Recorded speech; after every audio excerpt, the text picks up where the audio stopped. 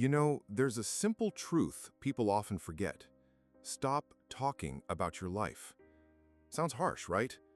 Especially these days when everyone shares every little detail, every breakfast, every mood. We live in an era of endless status updates, stories, and posts. It seems if you haven't talked about your victory, your defeat, or even just how you woke up, it didn't really happen. But what if that's not true? What if the very act of silence holds a power we've lost? Stoicism, this ancient yet surprisingly relevant philosophy, can teach us this. It won't just teach you, it'll show you how it works in practice. I'll share 10 lessons that will help you become stronger, calmer, and, surprisingly, happier if you simply stop talking so much about yourself. Lesson 1. Words cheapen actions. You decide to start running every morning. Great idea. You're so enthusiastic, you immediately tell all your friends, colleagues, even your grandma, "I'm going to be a fitness fanatic now, 10 kilometers every day." And what happens? You get a dose of approval, likes, supportive comments. Your brain registers this as an achievement of sorts. You've already, in a way, received your reward. Then morning comes, it's dark, cold, and you really don't want to get up. You think, well, I've already told everyone, they know I'm planning it, I can start tomorrow. That's the problem. Words drain the energy you need for action. Stoics said, it's better to be than to seem. If you want to do something, just do it. No announcements, no fanfare. The results will speak for themselves.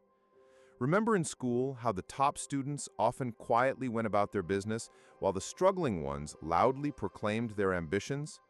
It's similar. Think about how many times you or someone you know made grand declarations about a new beginning, ambitious projects, or unprecedented changes only to never move an inch. Why? Because a portion of the energy that should have been directed towards the action itself was spent on self-promotion.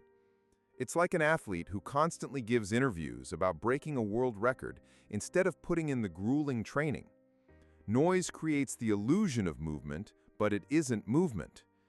True progress happens in silence, when you're focused on the process, not its external display.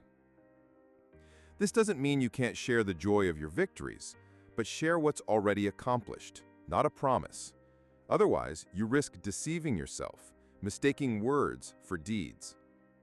And it's not just about losing energy. There's another subtle point. When you loudly declare your intentions, you put yourself under unspoken scrutiny.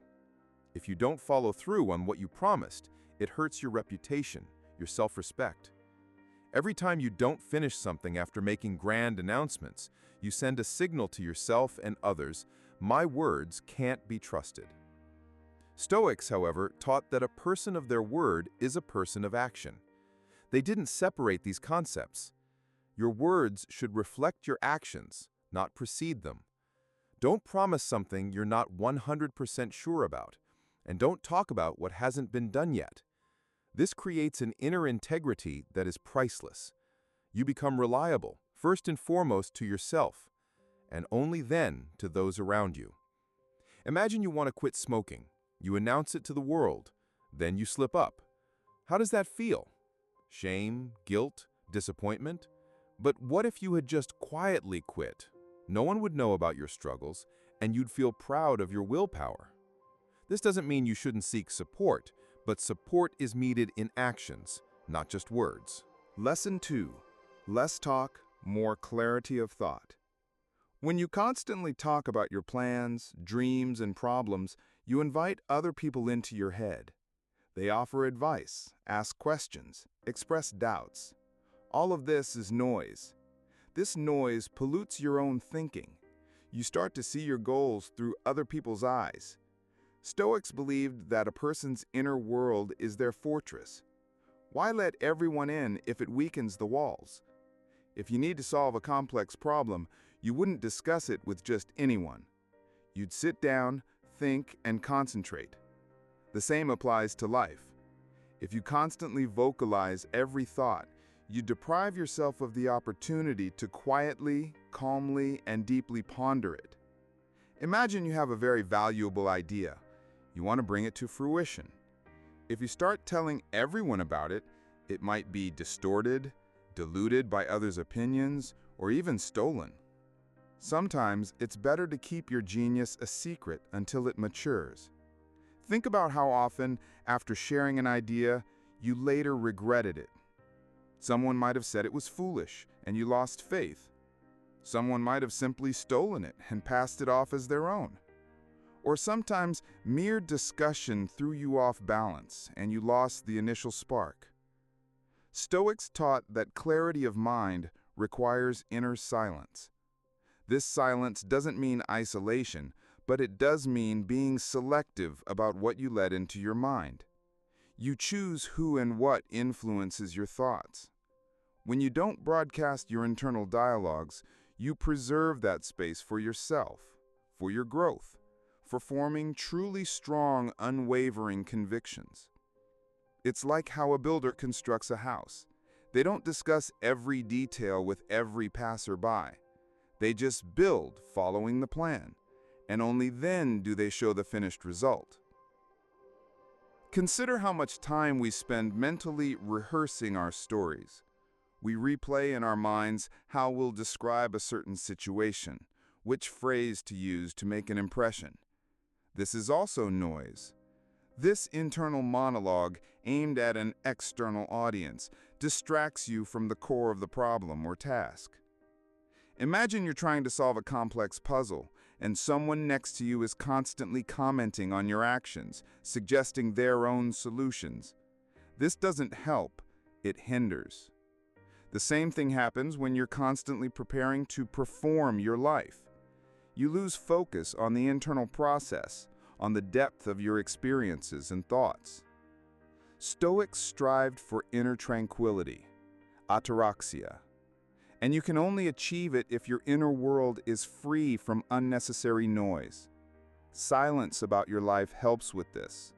It creates a vacuum that is filled with your own undistorted thoughts and feelings. Lesson 3. Humility is strength. We live in an age where boasting is common. New purchases, career successes, even how well you spent your vacation. And the more you boast, the more you depend on the opinions of others. Stoics taught that true greatness needs no applause.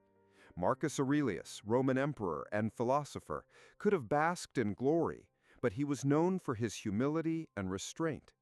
He understood that external approval is fleeting. True inner satisfaction, that's what really matters. When you don't shout about your victories, you give no one cause for envy. You don't put yourself on a pedestal from which you can fall hard. And if you fall, you do it quietly, giving no cause for schadenfreude to those who await your failure. Humility is a shield. It protects you from others' expectations, others' judgments, and others' envy. Think about how many times you've seen someone who boasted too much then find themselves in an awkward situation. Or how someone who seemed highly successful suddenly lost everything, and their fall was much more painful because they had so conspicuously paraded their achievements. Humility gives you stability. It allows you to genuinely value your successes without external tinsel. You know your worth regardless of what others say, and that knowledge is a far stronger foundation for happiness than any ovation. When you don't seek external validation, you free yourself from the need to constantly meet others' expectations. You become authentic, not a version of yourself created for public consumption. Furthermore, boasting often generates negative emotions in others: envy, judgment, subtle ill will. People don't always rejoice in others' successes as genuinely as their own. And when you flaunt your achievements, you unintentionally provoke these negative reactions. Stoics taught that a wise person strives to live in harmony with the world, not to provoke conflict or negativity. Humility, in this case, is not weakness, but a wise strategy. It allows you to move forward without drawing unnecessary attention, without creating enemies for yourself. Think about those who truly achieved greatness in history. They were often very humble. Their deeds spoke for themselves. They didn't need self-promotion. Their legacy lives on not because of their words, but because of their actions and their impact on the world. Be like a deep well. Its waters are hidden from sight, but they nourish life around it. Lesson 4. Control what you can control. This is perhaps one of the most fundamental lessons of Stoicism. We can't control the weather, other people's opinions, or traffic jams, but we can control our thoughts, our words, and our actions. When you constantly talk about your life, you're trying to control what's beyond your power, other people's reactions. You expect a certain response from them, a certain approval, a certain reaction, and when you don't get them, you get upset. It's like trying to command the wind. Useless. Focus on what's within your power, your actions, your attitude, your inner reaction to external events. If you quietly work on yourself, on your projects, you don't waste energy trying to control others' perceptions. You just do, and that gives you incredible freedom. Imagine this scenario. You tell a friend about your dream of opening a coffee shop, and they respond, "Oh, that's so much hassle and the market is oversaturated." Their words bother you, and you start to doubt yourself. But why did you tell them in the first place if their opinion has no direct bearing on your capabilities? If you had just started acting, researching the market, finding a location, learning to brew coffee, those actions would depend only on you. And even if something went wrong, you'd learn from your mistakes, not from someone else's doubts. Stoics teach us to accept what we cannot change and focus on what is within our power. Your words are within your power. Their absence, their thoughtfulness, that's your choice. And that choice determines how free you are from external pressure.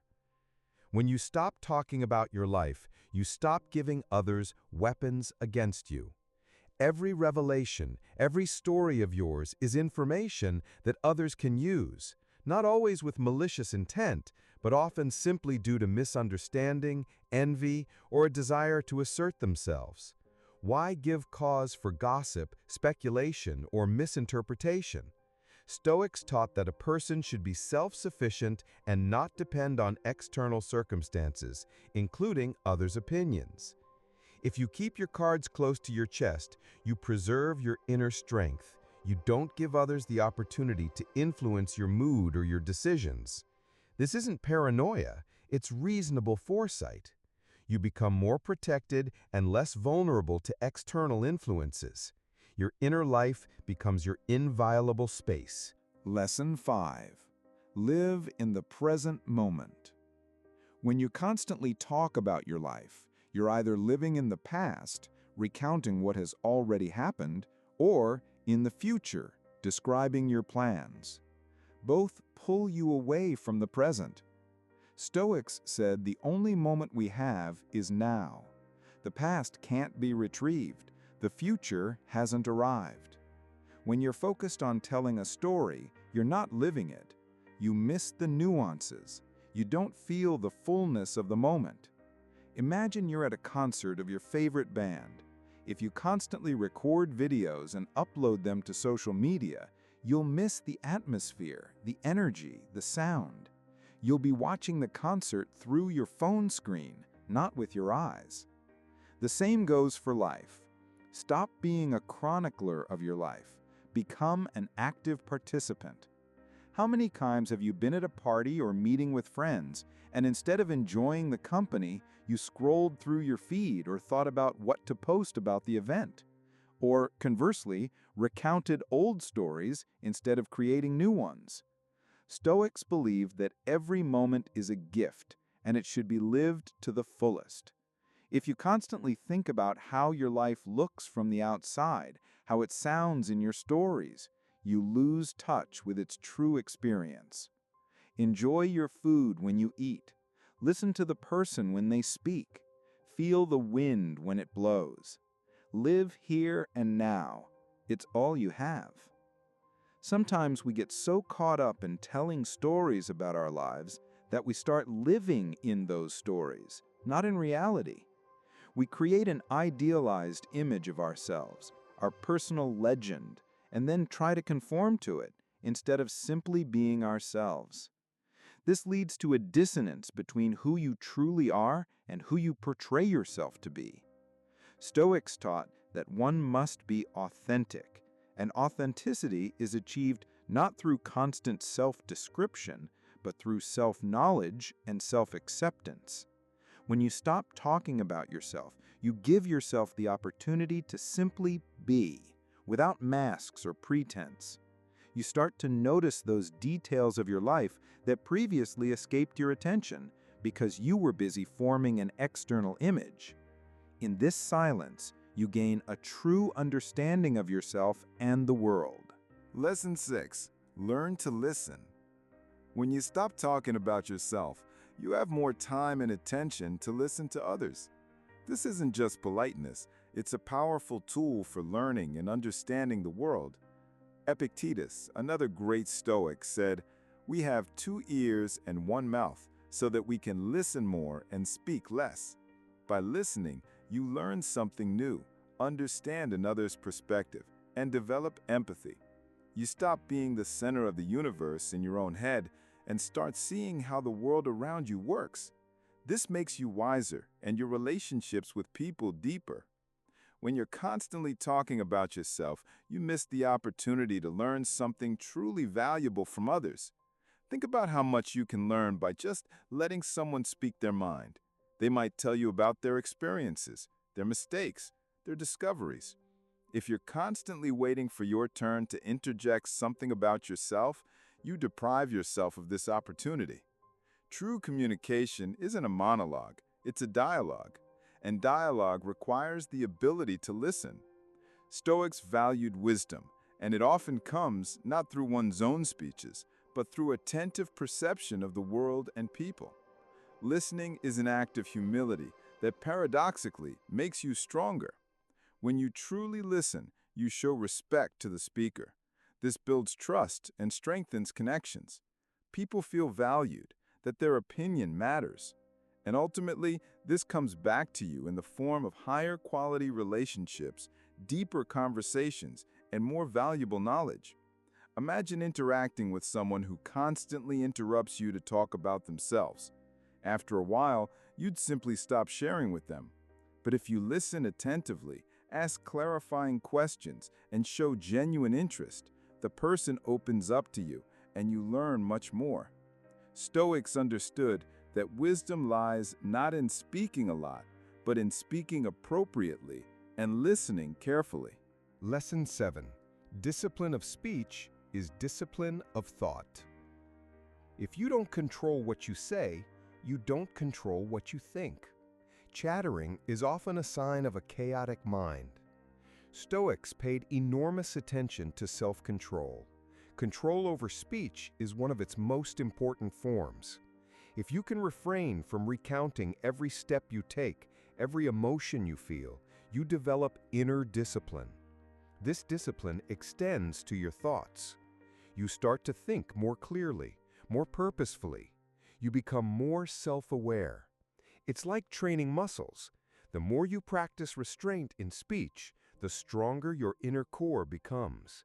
Try not telling anyone about your plans, your worries, or what you ate for breakfast for a week. You'll notice how many unnecessary thoughts stop swirling in your head. You'll stop replaying in your mind how to tell something, how to present it. All that energy will be directed towards more productive reflections. Stoics believed that the mind is your main tool, and it needs to be kept clean and organized. Uncontrolled chatter is like clutter that clogs this tool. Controlling your speech is also a practice of mindfulness. Before you say something, you start to consider, is it true? Is it necessary? Is it kind? Is it helpful?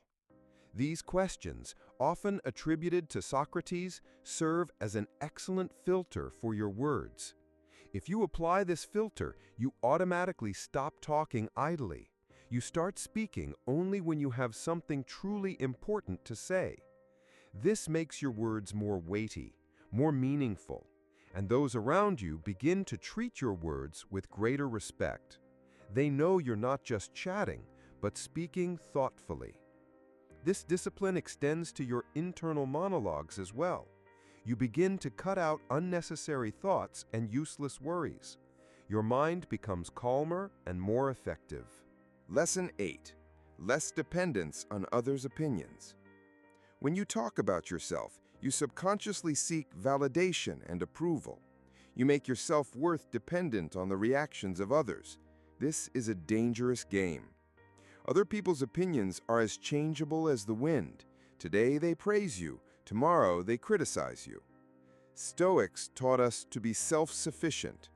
Your worth shouldn't be defined by what others think of you. It's within you. If you stop seeking approval through your stories, you start relying on your own judgment. You trust yourself more. You're not afraid of being misunderstood or judged. This is an incredible feeling of freedom. Imagine you've done something truly important for yourself. If you wait for someone to praise you for it, and it doesn't happen, you might feel disappointed. But if you did it because it was important to you, then the external reaction doesn't matter. You've already received the reward, inner satisfaction. This makes you invulnerable to criticism and indifferent to praise. You become the master of your emotions, not their hostage. Stoics strived for apatheia, not in the sense of indifference, but in the sense of freedom from external emotional dependence. And talking less about yourself is one way to achieve this independence. We live in a society that constantly demands external validation of our worth. Social media is the perfect tool for this. We post photos, write updates, and wait for likes and comments. And the more we get, the better we feel. But this is a false feeling. It's like a drug. It provides a temporary high, but doesn't solve the problem of your inner insecurity. Stoics urged us to focus on internal work, to understand that your worth doesn't depend on how many people praise you or how much money you have in your bank account. Your worth lies in your virtue, your character, your ability to think and act according to reason. When you understand this, you stop needing external approval. You become free from this addiction.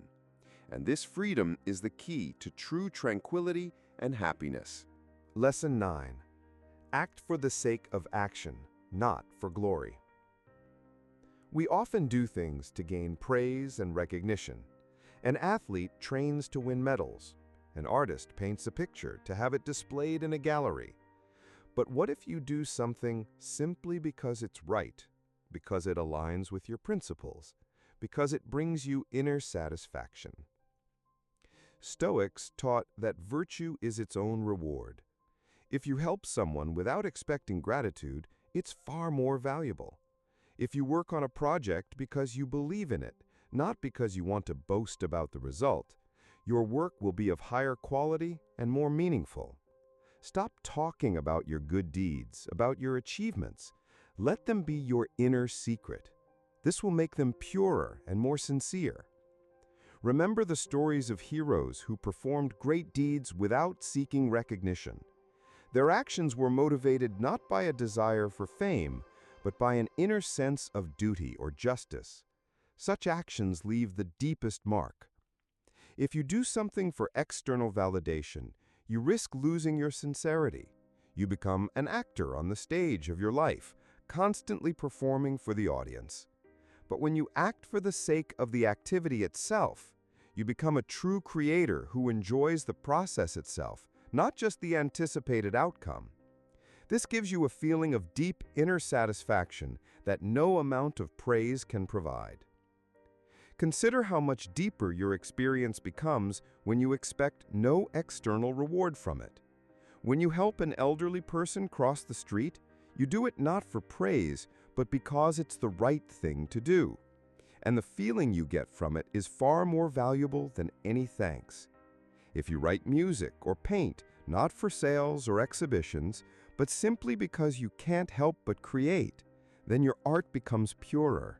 It comes from the heart. Stoics called this acting for the sake of virtue.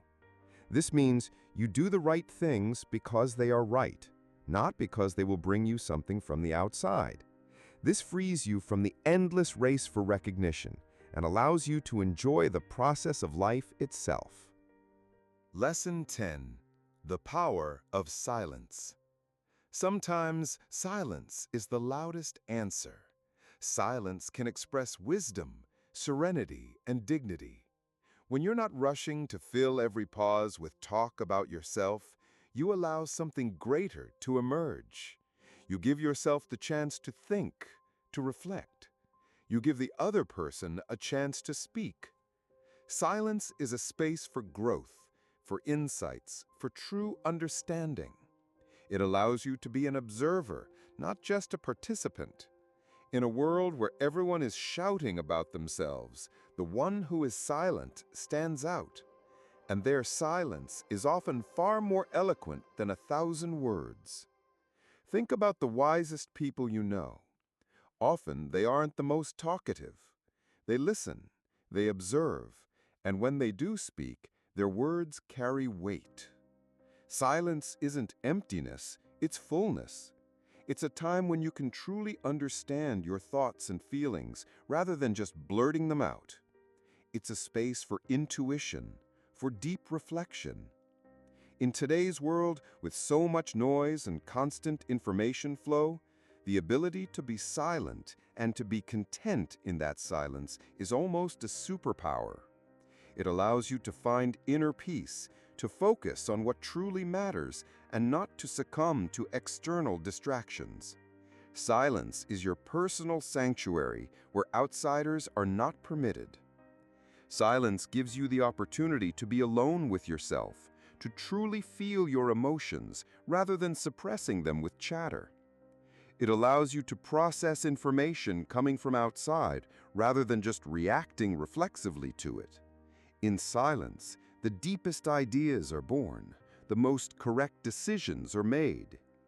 In it, you can hear your inner voice, which is often drowned out by the noise of the outside world and your own endless stories. Silence is not just the absence of sound, it is the absence of mental clutter. It is a state where you can be completely present without the desire to impress, without the need to explain, without the fear of being misunderstood. It is the path to true self-knowledge and harmony. Try spending at least an hour a day in complete silence. No phone, no books, no music. Just sit and be. You'll be surprised how much you learn about yourself. So give it a try. Don't jump to extremes right away. Just start small. Catch yourself when you're about to talk about something personal. Stop. Think, why am I saying this? What do I hope to gain? And perhaps you'll realize it's better to keep it to yourself. Gradually, you'll start to feel this new strength, this new freedom. You'll become the master of your words, your thoughts, your life. You'll see how your relationships with people change. They'll become deeper and more genuine because you'll start listening to them, not just waiting for your turn to speak. Your self-esteem will strengthen because it will no longer depend on others' evaluations. Your actions will become more meaningful because you'll perform them for your own sake, not for an audience. You'll become more focused, calmer, wiser, and believe me, that's far more valuable than any like or comment. Give it a try. You'll like it. What if the best story about your life is the one no one but you has heard, but which you've lived to the fullest?